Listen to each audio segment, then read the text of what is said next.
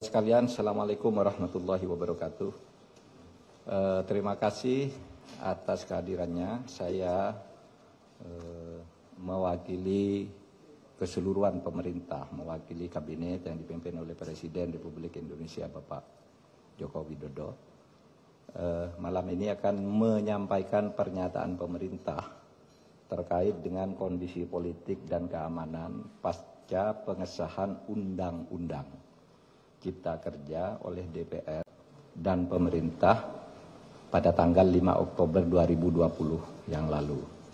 Saya ingin memberi pengantar dulu bahwa Undang-Undang Cipta Kerja itu dibuat untuk merespons keluhan masyarakat dulu bahwa pemerintah itu lamban di dalam menangani proses perizinan berusaha, peraturannya tumpang tindih dan sebagainya. Itu dulu. Oleh sebab itu lalu dibuat undang-undang yang sudah dibahas lama. Di DPR itu semua sudah didengar. Semua fraksi ikut bicara. Kemudian pemerintah sudah berbicara dengan semua serikat buruh berkali-kali. Di kantor ini, kantor Menko Polhukam, dan di kantor Menteri Perekonomian, kemudian pernah di kantor Menteri Tenaga Kerja. Jadi sudah bicara sebenarnya dan sudah mengakomodasi, meskipun tidak 100% dari hasil diskusi itu ditemukan jalan tengah akomodasi. Sehingga tepatnya tidak ada satu pemerintah pun dimanapun di dunia ini yang mau menyengsarakan rakyatnya dengan membuat undang-undang yang sengaja untuk itu. Yang kedua, isinya. Isi dari Undang-Undang Ciptaker ini pertama untuk mempermudah perizinan bagi usaha sehingga tidak birokratis dan tidak tumpang tindih, mempermudah perizinan siapapun yang mau berusaha dalam negeri maupun luar negeri. Yang kedua, menyediakan peluang untuk menampung tenaga kerja yang jumlahnya setiap tahun itu 3,5 juta. Angkatan kerja kita setiap tahun itu 3,5 juta. Dengan 82% tingkat pendidikannya di bawah SMP. Sehingga tidak adaptif sebenarnya, belum siap untuk bekerja di bawah IT, ya. Mereka ini pekerja-pekerja yang hanya ijazahnya SMP, SMK ke bawah. Jadi tidak bisa bekerja di padat modal, dia di padat karya yang sebagian besar. Jadi ini yang penting. Undang-undang ini bukan hanya untuk buruh yang sekarang banyak berdemo. Ini justru lebih untuk mereka yang belum bisa menjadi buruh. Untuk angkatan kerja yang akan datang makin banyak. Sedangkan hak-hak buruhnya sendiri berdasar undang-undang lama secara umum sama sekali tidak diganggu.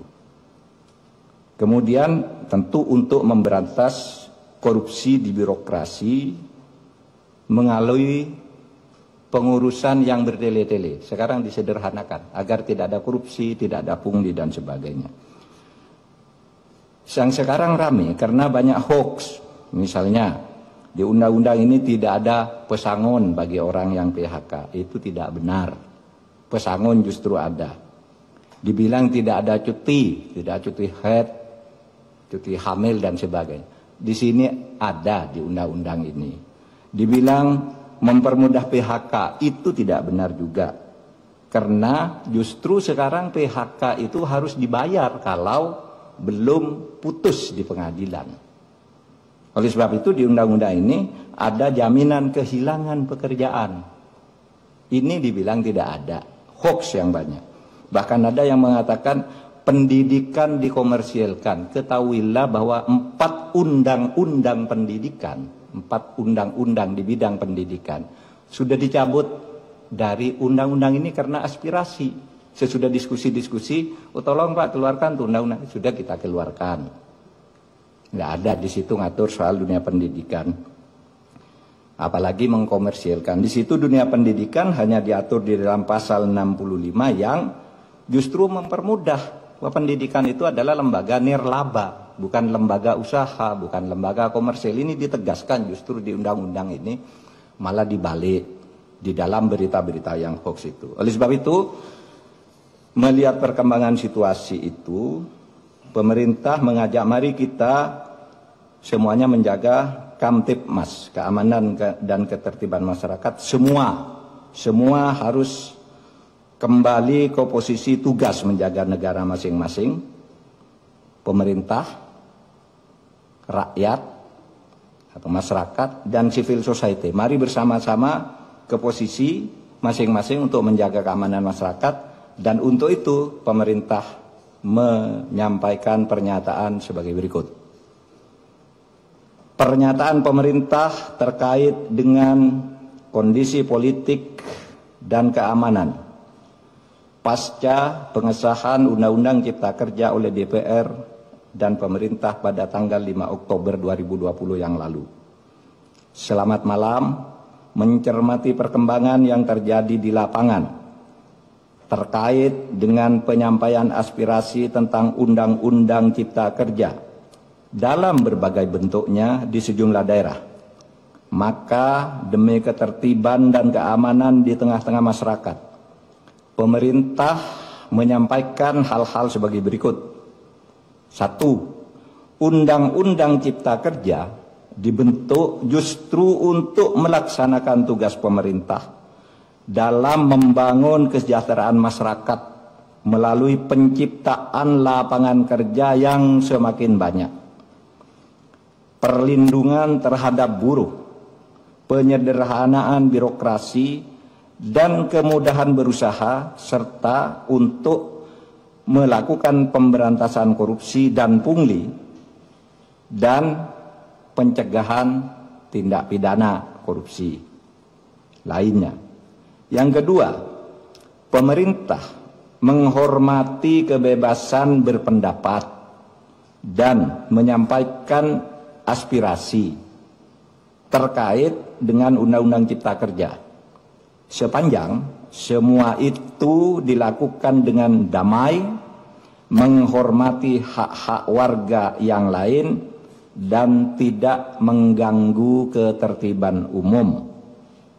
Yang ketiga, pemerintah menyayangkan adanya aksi-aksi anarkis yang dilakukan oleh massa di tempat-tempat tertentu dengan merusak fasilitas umum, membakar, melukai petugas, dan juga menjarah.